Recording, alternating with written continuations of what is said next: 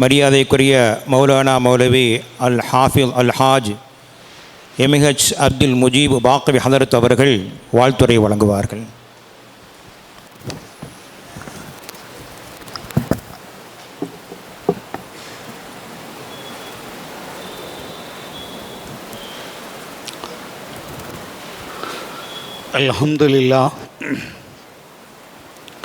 அல்ஹம்துலில்லாஹி ரப்பில் ஆலமீன் வல் ஆகிபத்து லில் முத்தகீன் வஸ்ஸலாத்து வஸ்ஸலாமு அலா சய்யிதினா முஹம்மதின் வ அலா ஆலிஹி தய்யிபீன் வ அஸ்ஹாபிஹி தாஹிரீன் வல் முஃமினீன வல் முஃமினாத்தி குல்லிஹிம் அஜ்மஈன். அம்மா பஅத். فقد قال الله تعالى في محكم تنزيل والفرقان الحميد: فأعوذ بالله من الشيطان الرجيم. بسم الله الرحمن الرحيم. إنما يخشى الله من عباده العلماء. وقال النبي حضرت رسول الله صلى الله عليه وسلم: إن أشد الناس عذابا عالم لم ينفعه بعلمه أو كما قال عليه السلام.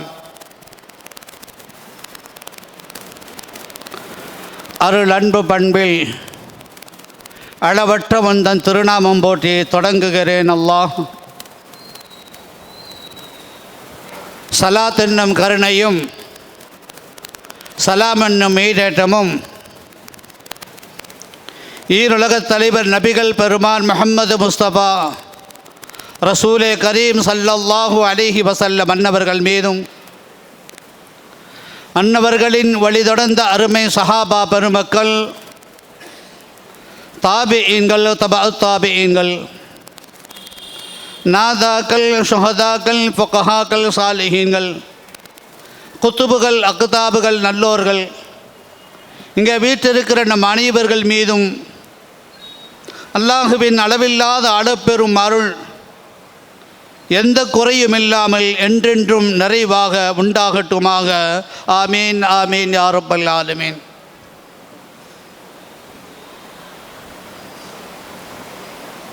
அல்லாஹுவின் பேரருளால் அஸ்ஸராஜுல் முனீர் அரபிக் கல்லூரியினுடைய 41வது ஆண்டு பட்டமளிப்பு விழாவும் 12வது ஆண்டு ஹாஃபில் பட்டமளிப்பு விழாவும் இறைவனின் பேரருளால் அல்ஹம்துலில்லாஹ் இதிலே தொடங்கி நடைபெற்று கொண்டிருக்கிறது.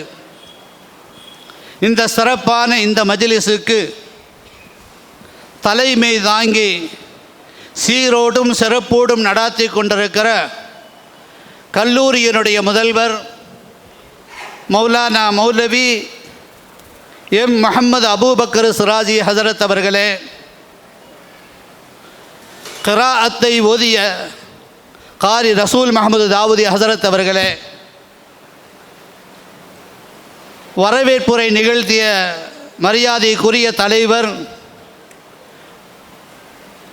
ஆலிம்களுக்கு வாழ்த்துரை வழங்கிய எல்எஸ்ஜேஎம் பள்ளி நிர்வாகத்தினுடைய முத்தவள்ளி, முன்னிலை வகிக்கிற செயலாளர்கள், மூத்த முதுபெரும் நிர்வாகிகள், ஜமாத்தார்கள், சனது வழங்கி பேருரை நிகழ்த்த இருக்கிற மரியாதைக்குரிய ராஷிதுல் உலமா ஹதரத் கிப்லா அவர்களே, அற்புதமான முறையில் சிறப்புரை ஆற்ற வருகை தந்திருக்கிற அடையாறு பள்ளியினுடைய தலைமை இமாம் எஸ் அஹமது ஹசரத் கிப்லா அவர்களே, கல்லூரியினுடைய பேராசிரியர்கள், முன்னிலை வகித்து கொண்டிருக்கிற மூத்த ஆலிம்கள், சிராஜிகள், மாணவ கண்மணிகள், என்னுடைய ஆசிரிய தந்தைகள், உஸ்தாதுமார்கள், இங்கே சனது பெற இருக்கிற ஆலிம்களே, பெற்றோர்களே, மாணவ கண்மணிகளே, உங்கள் அனைத்து பேர்களுக்கும் ஆரம்பமாக என் முகமுன் கூறி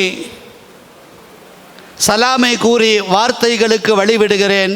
அஸ்ஸலாமு அலைக்கும் வரஹ்மத்துல்லாஹி தஆலா வபரகாத்து.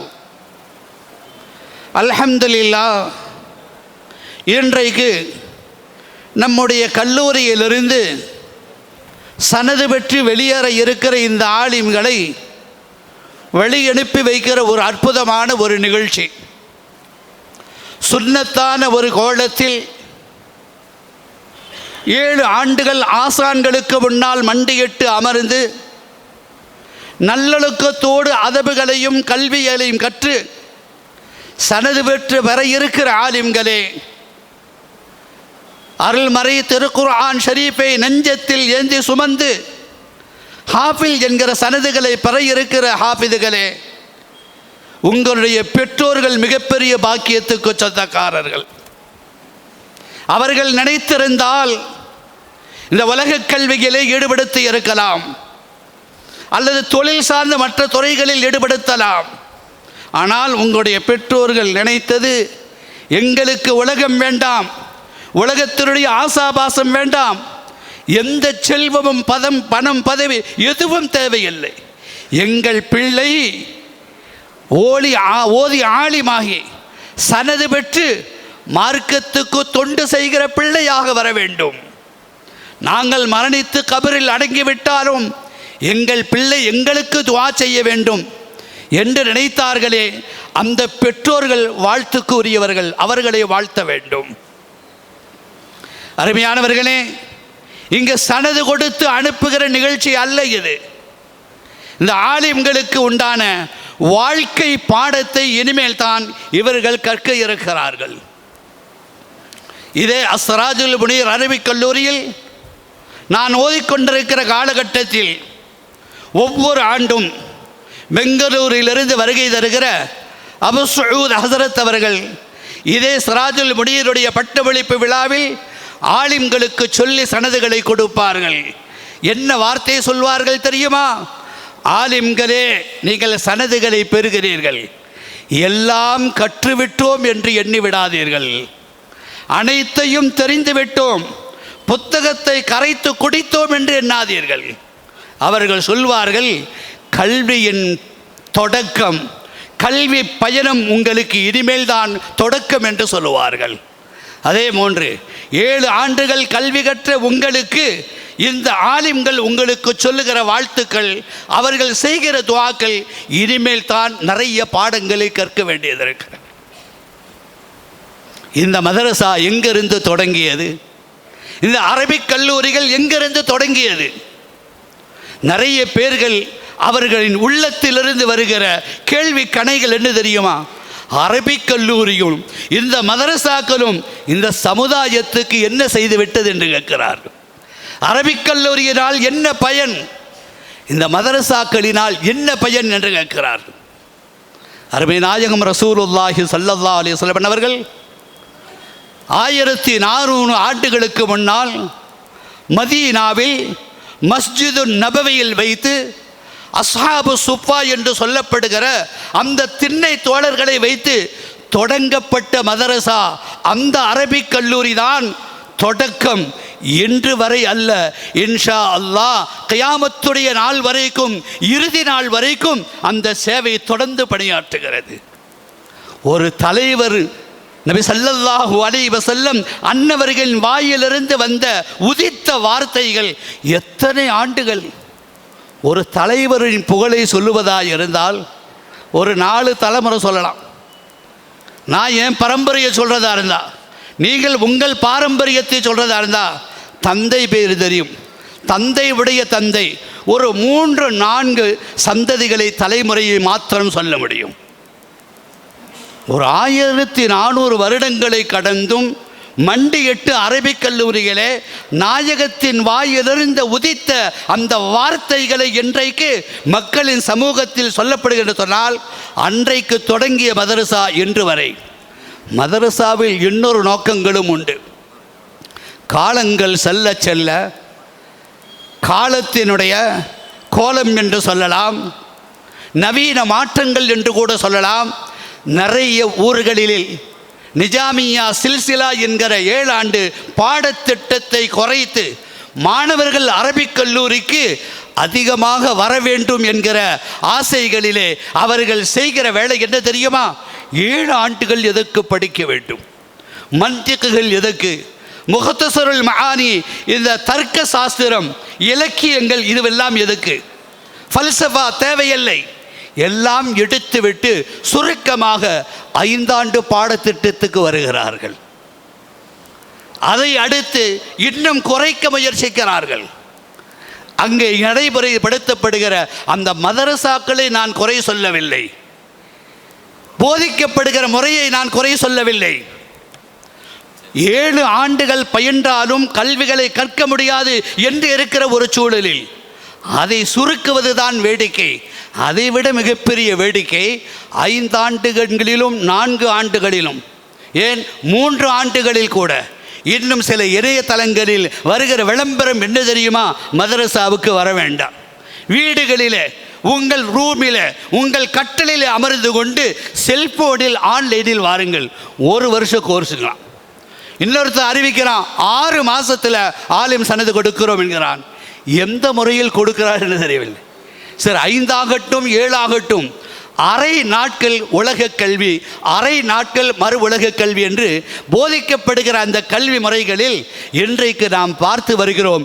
என்ன விஷயம் தெரியுமா? மார்க்க கல்வியை கற்று வெளியேறுகிற ஆலிம்கள் மார்க்கத்துக்கு பணிவிடை செய்வதில்லை. நிறைய பேர்கள் வெளிநாடுகளுக்கு அல்லது அரசு பதவிகளிலே அல்லது உயர்ந்த ஒரு அரசாங்கத்துடைய உத்தியோகத்தில் அமர்ந்து மிகப்பெரிய சம்பளத்தை பெறுகிற நோக்கத்தில் நிறைய ஆலிம்கள் வெளியேறுகிறார்கள்.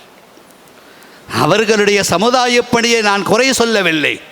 மார்க்கத்துக்காக கல்வி கற்று 7 ஆண்டுகள் இந்த சமுதாயம், இந்த உம்மத்து, இந்த நிர்வாகம் நமக்கு உணவுகளை கொடுத்து, தங்குமிடத்தை கொடுத்து, லட்சக்கணக்கில் செலவழித்து நம்மை உருவாக்குகிற நோக்கம் என்னவென்றால், ஆகிரத்துக்காக வேண்டி நீங்கள் வாழ வேண்டும், மறுமைக்கான கல்விக்காக உங்கள் வாழ்வை அர்ப்பணிக்க வேண்டும் என்றால் உலகத்தை சம்பாதிப்பதற்காக இந்த கல்வியை விட்டு செல்கிறோம். கடைசியில் அவர்களின் நிலை எப்படி வருகிறது? அவர்கள் பயணிக்கிற பாதை தோல்வியில் முடிந்ததும் மீண்டும் மார்க்க பணிக்கே திரும்புகிற ஒரு அவலத்தை இன்றைக்கு உலகத்தில் பார்க்கிறோம்.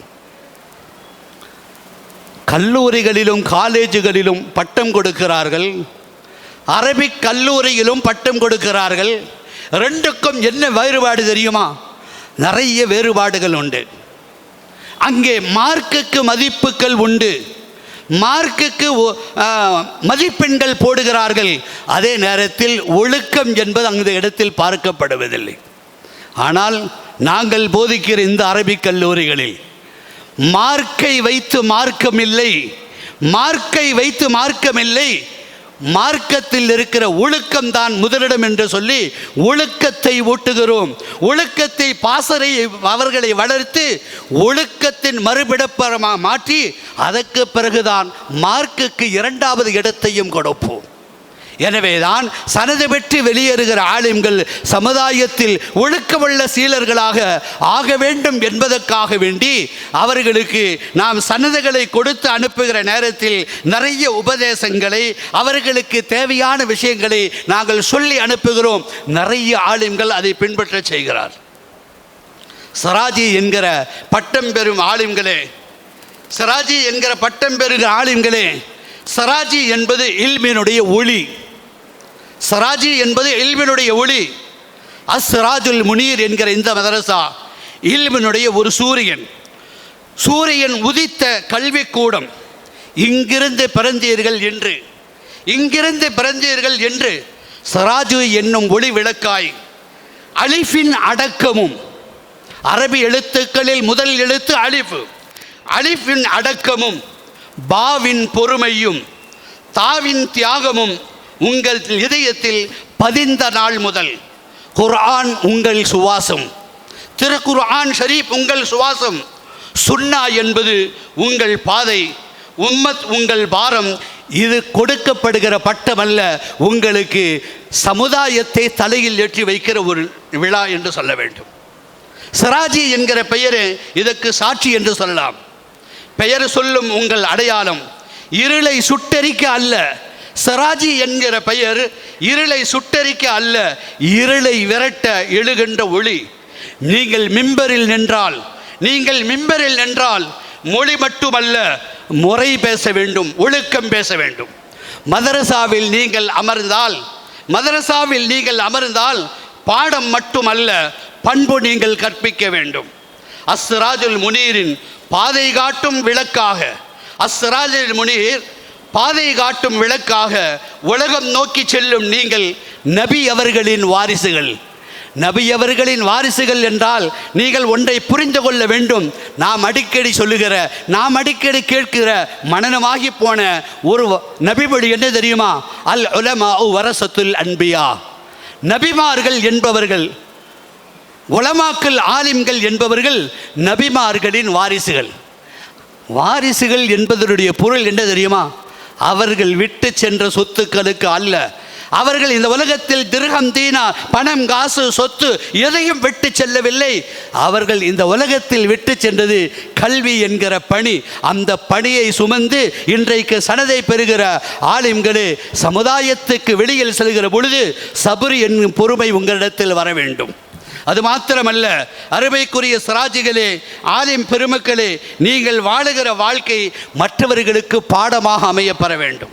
அஸ்ஸிராஜுல் முனீர் பாதை காட்டும் விளக்காக உலகம் நோக்கி செல்லும் நீங்கள் எந்த அளவுக்கு ஆக்க வேண்டும் என்று சொன்னால், இந்த இல்மிலிருந்து நீங்கள் கற்ற கல்வியின்படி இந்த உலகத்தில் வாழ்ந்து காட்ட வேண்டும். பல இரவுகள், தலையணையாய் புத்தகங்கள், கண்ணீரோடு செய்த துஆக்கள், அவை அனைத்தும் இன்றைக்கு பட்டமாக மாறவில்லை, சனதுகளாக மாறவில்லை, அவை தூது பணியாக உங்களுக்கு மாறிப்போயிருக்கிறது. வார்த்தை பேசும் ஆலிம்கள் அல்ல நீங்கள், வார்த்தை பேசும் ஆலிம்கள் அல்ல நீங்கள், வாழ்ந்து காட்டும் ஆலிம் இந்த சமுதாயத்துக்கு தேவை. சிராஜிகளே, அப்படிப்பட்ட ஆலிம்களாக நீங்கள் திகழ வேண்டும். எங்கள் மரியாதைக்குரிய மர்ஹூம் அல்லாமா PSP ஜெய்ருல் ஆபிதீன் ஹஸரத் அவர்கள் நவ்வர் அல்லாஹு மரகதஹு சனது கொடுத்து எங்களை வழி அனுப்புகிற பொழுது அவர்கள் சொன்ன வார்த்தை என்ன தெரியுமா? நீங்கள் எல்லாம் காபிலியத்தாக இருப்பதை விட மக்பூலியத்தாக இருந்து கொள்ளுங்கள் என்று சொல்வார். அந்த வார்த்தைக்கு பொருள் என்ன தெரியுமா? நீங்கள் சமுதாயத்தை ஏற்பதை விட சமுதாயம் உங்களை ஏற்கும் விதத்தில் உங்களின் வாழ்க்கை தரத்தை மாற்றிக்கொள்ள வேண்டும் என்கிற அற்புதமான செய்திகளை நமக்கு சொல்லித் தருகிறார்கள். அருமைக்குரியவர்களே, உங்கள் மௌனம் கூட இந்த உம்மத்துக்கு வழிகாட்ட வேண்டும். அதுதான் உண்மையான சனது, அதுதான் உண்மையான பட்டம் என்பது மாத்திரமல்ல, வாழ்க்கையின் ஒவ்வொரு கட்டத்திலேயும் நீங்கள் இஹ்லாஸை பேண வேண்டும், தூய எண்ணத்தை பேண வேண்டும். நாம் இந்த உலகத்தில் வாழ்வது பணத்துக்காக அல்ல, சம்பாதிப்பதற்கு அல்ல, அல்லாஹுவுக்காக வேண்டி வாழ்ந்த வாழ்க்கை என்பதை நினைவில் கொண்டுதான் உங்களுடைய ஒவ்வொரு நிமிடமும் நொடி பொழுதும் உங்களை விட்டு கழிய வேண்டும். ஒரு காலம் இருந்தது, இமாம் புகாரி ரஹ்மத்துல்லாஹி அலைஹி போன்றவர்கள் சஹீஹுல் புகாரி எழுதுவதற்கு அவர்கள் எடுத்துக்கொண்ட பாடு, அவர்கள் சிந்திய ரத்தம், அவர்கள் உழைத்த உழைப்பின் வியர்வை, இந்த உலகத்தில் நாம் அறிந்திருக்கிறோம் வரலாறுகளை. சாதாரணமாக சொல்லி முடிக்க முடியாது. இன்றைக்கு பேனாக்கள் வந்து விட்டது, செல்போன்கள் வந்து விட்டது, எல்லாம் பேசுகிற பொழுது அப்படியே பதிவு செய்கிற எழுத்துக்கள்.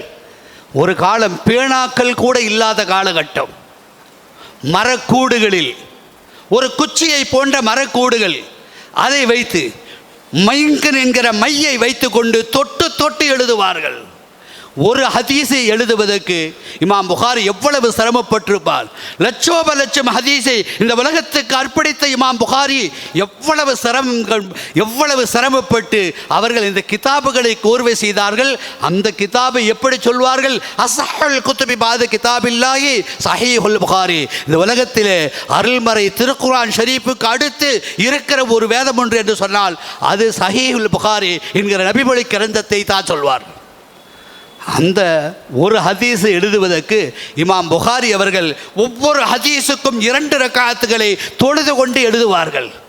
அப்படியானால் லட்சோப லட்சம் ஹதீஸ் எழுதி பிடிக்க எப்படி ஆகும்? ஒரு காலம் இருந்தது. இன்றைக்கெல்லாம் திருக்குர்ஆன் ஷரீஃபை 6666 வசனங்களை இதயத்தில் சுமந்து மனனம் செய்து இந்த ஹாஃபிதுகள், இவர்களை ஹாஃபில் குர்ஆன் என்று சொல்கிறோம். ஹதீஸு கலைகளிலும் சொல்லப்படுவதுண்டு ஹாஃபிதுல் ஹதீஸை மனனம் செய்தவர். எத்தனை ஹதீஸு? 7 லட்சம் ஹதீஸுகளை மனனம் செய்தால் அவர்களை ஹாஃபித் என்று சொல்வோம். இமாம் அபூ தாவூத் ரஹ்மத்துல்லாஹி அலைஹி ஒரு விஷயத்தை எழுதுவாங்க. அவர்கள் கோர்வை செய்த கிரந்தத்தில் 5 லட்சம் ஹதீஸுகளை தொகுத்துவிட்டு வெறும் 5 ஹதீஸை சொல்வார்கள். அந்த 7 லட்சம் 5 லட்சம் ஹதீஸுடைய கருத்து ஒரு 5 ஹதீஸில் இருக்கிறது. இந்த 5 ஹதீஸை ஒரு மனிதன் பின்பற்றினால், அந்த 5லும் ஒரு ஹதீஸை வாழ்க்கை முழுக்க பின்பற்றினால், இந்த உலகத்தில் அவன் மிகப்பெரிய ஒரு பேணுதலுக்கு சொந்தக்காரன் என்று சொல்ல வேண்டும். அதில் ஒன்று என்ன தெரியுமா? மின் ஹுஸ்னி இஸ்லாமில் மர்இ தருக்குஹு மா லா யானி. ஒரு மனிதன் தனக்கு தேவையில்லாத, தனக்கு அவசியமில்லாத எந்த ஒன்றிலும் ஈடுபடக்கூடாது. ஒருவரிடம் பேசுகிறோமா, அது முக்கிய பேச்சா? நாம் எழுத்துப்படியில் ஈடுகிறோமா, அது முக்கியமான எழுத்துப்படியா?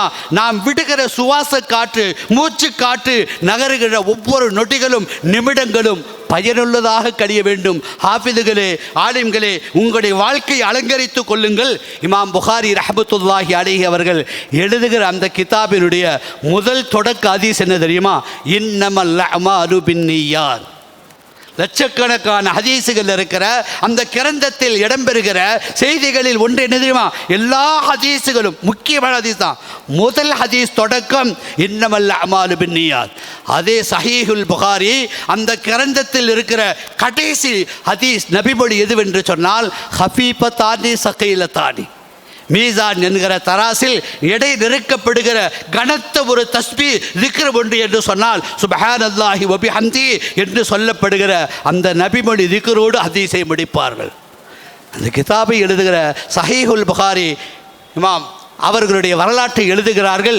வாழ்க்கையெல்லாம் இஹ்லாஸை கடைபிடித்தார்கள். சனது பெறுகிற சராஜிகளே, சனது பெறுகிற ஹாஃபிதுகளே, உங்களுக்கு சொல்வோம், வாழ்க்கையின் ஒவ்வொரு கட்டத்திலும் நீங்கள் உலகத்தை எதிர்பார்க்க வேண்டாம், பணத்தை எதிர்பார்க்க வேண்டாம். இஹ்லாஸோடு அல்லாஹ்வுக்கு செயல்பட்டால் உங்களுக்குரிய எல்லா காரியங்களுக்கும் அல்லாஹ் பொறுப்பேற்றுக் கொள்வான். இன்றைக்கு எந்த விஷயத்தை செய்கிறதா இருந்தாலும், ஏதாவது ஒரு விஷயம், அதில் ஒரு முகஸ்துதி எதிர்பார்க்குறோம். நாம் யாரையாவது சந்திச்சோம், நம்மளை புகழும் எதிர்பார்க்குறோம். ஏதாவது ஒன்று எழுதிட்டா நம்ம எழுத்து எப்படி இருந்துச்சு புகழும் எதிர்பார்க்குறோம். ஒரு பயான், ஒரு பேச்சு பேசி முடிச்சு பிறகு கூப்பிட்டு நான் பேசுகிற பேச்சு நல்லா இருந்துச்சா அப்படின்னு கேட்குறது. பேசுறது ஆக மோசமான பேச்சாக இருக்கும். எழுதுகிற எழுத்துக்கள் ஆக மோசமான கொற்றையார் எப்படி இருந்துச்சு என்று கேட்பான். எதற்கு தெரியுமா? முகஸ்துதி அந்த இடத்தில் தென்படுகிறது. ஆலிம்களே, சராஜிகளே, ஹாஃபிதுகளே, தொழ வைக்கிற இடத்திலும் சரி, மார்க்க களப்பணியாற்றுகிற அந்த இடத்திலும் சரி, உங்களிடத்தில் வர வேண்டியது தூய எண்ணம் என்கிற இஹ்லாஸ் வர வேண்டும். நிர்வாகிகளுக்கல்ல, ஊர் ஜமாத்துக்கெல்லாம் இல்லை, நான் யாருக்கும் இல்லை, அல்லாஹ்வுக்காக வேண்டி செய்கிறேன் என்று தூய எண்ணத்தோடு செய்தால் சமுதாயம் உங்களுக்கு வழிவிடும். அல்லாமா மாவர்தி ரஹ்மத்துல்லாஹி அலைஹி மிகப்பெரிய ஒரு இறை நேசர், ஆன்மீக பாதையில் தன்னுடைய வாழ்வை அர்ப்பணித்த மிகப்பெரிய ஒரு இறைநேசர், நிறைய கிதாபுகளை எழுதியவர்கள். அவர் வாழ்க்கையில் அல்லாஹு அக்பர் எழுதிய கிதாபு தான் ஹயாத்தோடு உயிரோடு இருக்கும் காலத்தில் அந்த கிதாபு வந்தால் படித்து விட்டவர்கள் எல்லாம் வந்து கைகளை தொட்டு முத்தமிட்டு கால்களை பிடித்து முத்தமிடுவார்கள். அப்படி ஒரு அற்புதமான ஒரு கிரந்தம். ஆனால் எழுதி முடித்து விட்டு அவர் என்ன நினைத்தார் தெரியுமா? சராஜிகளே கவனித்துக் கொள்ளுங்கள், ஹாஃபிதுகளே கவனித்துக் கொள்ளுங்கள். அல்லாமா மாவர்தி ரஹ்மத்துல்லாஹி அலைஹி சொல்கிறாங்க, என் கித்தாபு நான் உயிரோடு இருக்கும்போது வெளியிடக்கூடாது. என்ன காரணம் தெரியுமா? அது வெளியே வந்தால் என் மனசுக்குள்ளே முகஸ்துதி வந்துடும். நிறைய பேர் புகழ ஆரம்பிச்சிருவாங்க. எனக்கு அந்த முகஸ்துதி வேண்டாம், எனக்கு அந்த புகழ் வேண்டாம். இஹ்லாஸோடு வர வேண்டும் என்றால், நான் காலம் சென்றதற்கு பின்னால், இந்த உலகத்தை விட்டு பிரிந்ததற்கு பின்னால் அந்த கிதாப் வெளியே வர வேண்டும். சரி, அதற்கு என்ன அடையாளம்? அல்லாமா மாவர்தி ரஹ்மத்துல்லாஹி அலைஹி அன்னவர்கள் சொல்லுகிறார்கள், நாம் மரணிக்கிற கடைசி நேரத்தில், உயிர் பெறுகிற சக்கராத்துடைய நிலையில் இருக்கிற போது என் கரங்களை பிடித்து, யார் கரங்களை பிடிக்கிறார்களோ, நான் கையை பிடித்து விட்டால் அவர் அந்த கித்தாபை வெளியிடக்கூடாது என்பது அர்த்தம். இந்த இடத்துல ஒரு விஷயத்தை கவனிக்கணும். சக்கராத்துடைய நேரத்தில் நினைவு இருக்குமா? யோசிச்சு பாருங்க. அல்லாமா மாவர்தி ரஹ்மத்துல்லாஹி அலைஹி சொல்கிறாங்க, சக்கராத்துடைய நேரத்தில் என் கையை பிடிங்க, நான் கையை பிடிச்சிட்டா கித்தாபை வெளியிட வேண்டாம், நான் உயிரோடு இருக்கிறேன்னு அர்த்தம். அப்போ கை பிடிக்காம கையை விரிச்சே வச்சிருந்தா யாருடைய கை படுகிறதோ, கையை பிடிக்காமல் இருந்தால் அதுக்கு என்ன அர்த்தம் தெரியுமா? இப்பொழுது கிதாபை வெளியிடலாம். அவர் வெளியிட்ட ஷாஃபியாக்களால் மிக உயர்ந்த ஒரு இடத்தில் வைத்து புகழப்படுகிற ஒரு அற்புதமான அந்த கிரந்தம் அல்லாமா மாவர்தி ரஹ்மத்துல்லாஹி அலைஹி அவர்கள் எழுதிய கிதாபு. மவுத்துக்கு பிறகுதான் அந்த கிதாபு வந்தது என்று சொன்னால், அந்த கிதாபுகளை எழுதியவர்களிடத்தில் எவ்வளவு இஹ்லாஸ் இருக்கிறது என்பதை சராஜிகளே, ஹாஃபிதுகளே நீங்கள் யோசிக்க வேண்டும். உலகத்தை எதிர்பார்க்க வேணாம், துன்யா வேண்டாம். நமக்கு அல்லாஹ் இருக்கிறான். நம்முடைய வாழ்க்கையின் எல்லா கதவுகளையும் திறந்து விட்டு வழிகளை விடுவதற்கு அவன் காத்திருக்கிறான். இஹ்லாஸ் இடத்தில் வந்தாப்போம். பனு இஸ்ராயலுடைய காலத்தில் ஒரு ஆலிம்கள் இருந்தார். அவர் மிகப்பெரிய ஒரு ஆலிம், மேதை. ஏறத்தாழ அவர்கள் எழுதிய கிதாபுகள், புத்தகங்கள் மட்டுமே 40 பெட்டிகளில் அடுக்கி வைக்கப்பட்டிருக்கும். எத்தனை கிதாபுங்க? 40 தாபூத் பெட்டி அளவுக்கு. அப்போ அந்த நேரத்தில் பனு இஸ்ரவேல் காலத்தில் வாழ்ந்தவர்கள் அவர்கள் சொல்லுகிற செய்தி எழுதிய கிரந்தத்தில் பதிவு செய்து வைத்திருக்கிறார்கள். கிதாபை எழுதக்கூடியவர்களும் சரி, படிப்பவர்களிடத்திலும் சரி, இருக்க வேண்டிய முக்கியமான பாடம் தெரியுமா? கற்ற இல்மின்படி அமல் செய்ய வேண்டும். ஒன்று. இரண்டாவது விஷயம், உலகத்தினுடைய ஆசா பாசம் அவர்களிடத்தில் வரக்கூடாது. மூன்றாவது செய்தி, அவர்கள் வாழ்க்கையில் யாரையும் நோகடிக்காமல் வாழ வேண்டும் என்கிற 3 பாடத்தை பனு இஸ்ரவேலர்களுடைய காலத்தில் வாழ்ந்த ஆலிம்கள் எழுதி வைத்த அந்த கிரந்தத்தில் இதை பதிவு செய்திருக்கிறார் என்று சொன்னால், ஆலிம்களே, சனது விட்டு வெளியேறுகிற ஆலிம்களே, சராஜிகளே, உங்களுக்கு நாம் சொல்லுகிற வாழ்த்தாக, ஒரு துஆவாக இந்த செய்தியை உங்களுக்கு நாம் சொல்வது மாத்திரமல்ல, வாழ்க்கையில் கடைபிடிக்க வேண்டும். கற்ற இல்மின்படி அமல் செய்ய வேண்டும். ஒன்று. இரண்டாவது விஷயம், உலகத்தினுடைய ஆசா பாசம், உலகத்தினுடைய ஆசை நம்மிடத்தில் வந்துவிடக்கூடாது. மூன்றாவது, வாழ்க்கை முழுவதும் எந்த காலத்திலும் பிறரை துன்புறுத்தாமல் வாழ வேண்டும். அந்த படிப்பினைகளை இன்றைக்கு சனது பெறுகிற ஆலிம்களே, நீங்கள் பாடமாக இதை எடுத்துக்கொள்ள வேண்டும் என இந்த நல்ல நேரத்தில் உங்களை வாழ்த்திக் கொள்வதோடு, அறிவு சுடர்கள் என்கிற சிராஜுல் முனீர்கள், அந்த சிராஜுகள் பட்டம் பெற்று வெளியேறுகிற ஆலிம்களை பற்றி சில வார்த்தைகளை மாத்திரம் சொல்லி நான் நிறைவுக்கு வருவேன். திருப்பூரில் பூத்ததொரு நந்தவனம், திருப்பூரில் பூத்ததொரு நந்தவனம், இதை செய்யெங்கும் பரவட்டும் இதன் திருமறை வாசம். அஸ்ஸிராஜுல் முனீர் என்னும் அறிவு கூடத்தில் அன்பு பாடம் பயின்ற ஆலிம் பெருமக்களே, சராஜிகளே, சராஜி என்னும் பட்டம் உங்கள் சரசின் மகுடம் அல்ல, தலையில் சூட்டப்படுகிற கிரீடம் அல்ல. இருள் சூழ்ந்த உலகத்துக்கு, இருள் சூழ்ந்த உலகத்துக்கு நீங்கள் ஏந்திய ஒளி விளக்கு. சராஜி என்பதனுடைய அர்த்தமே ஒளி விளக்கு தானே. குர்ஆனின் ஒளியை நெஞ்சில் ஏந்தி செல்லும் நீங்கள், குர்ஆனின் நெஞ்சத்தில் சுமந்து செல்லுகிற நீங்கள், சமூகத்தின் நல்வழிகாட்டும் விண்மீன்கள். 8 திக்கும் ஏகத்துவ கொள்கை முழங்க இன்று தடம் பதிக்க நீங்கள் இங்கிருந்து புறப்படுகிறீர்கள். இன்று தடம் பதிக்கிறீர்கள் ஆலிம்களாக, சராஜிகளாக. கல்லூரி வாசல் தென்றும் தாண்டி செல்லும் உங்கள் பணி, கல்வியால் மக்களை காக்கும் புனித பணி இந்த பணி. மார்க்க போரின் மௌன புரட்சியாளர்கள் நீங்கள், மார்க்க போரின் மௌன புரட்சியாளர்கள் நீங்கள். மக்களின் அறியாமையை நீக்கும் ஆசான்கள் நீங்கள், மக்களின் அறியாமையை நீக்கும் ஆசான்கள் நீங்கள். பெற்ற பட்டம் வெறும் காகிதம் அல்ல, வெறும் சனதுகள் அல்ல, உம்மத்தின் உயர்வுக்காக நீங்கள் ஏற்ற உறுதிமொழி என்பதை நினைவில் கொள்ளுங்கள். சிராஜி என்கிற விளக்கு கடைசி காலம் வரை இந்த சமுதாயத்தின் விளக்குகளாக திகழ வேண்டும் என இந்த நல்ல நேரத்தில் ஆலிம்களை, சராஜிகள் பெருமக்களை, ஹாஃபிதுகளை வாழ்த்துவதற்கு வாய்ப்பளித்த நிர்வாக பெருமக்கள், கல்லூரியுடைய நிர்வாகத்தினர்கள் அனைவர்களுக்கும் மனமுவந்த நன்றியை கூறி வாழ்த்துறையை நிறைவு செய்கிறேன். ஆமீன் ஆமீன். வஆகிரு தஅவானா அனில் ஹம்துலில்லாஹி ரப்பில் ஆலமீன். அஸ்ஸலாமு அலைக்கும் வரஹ்மத்துல்லாஹி தஆலா வபரகாத்துஹு.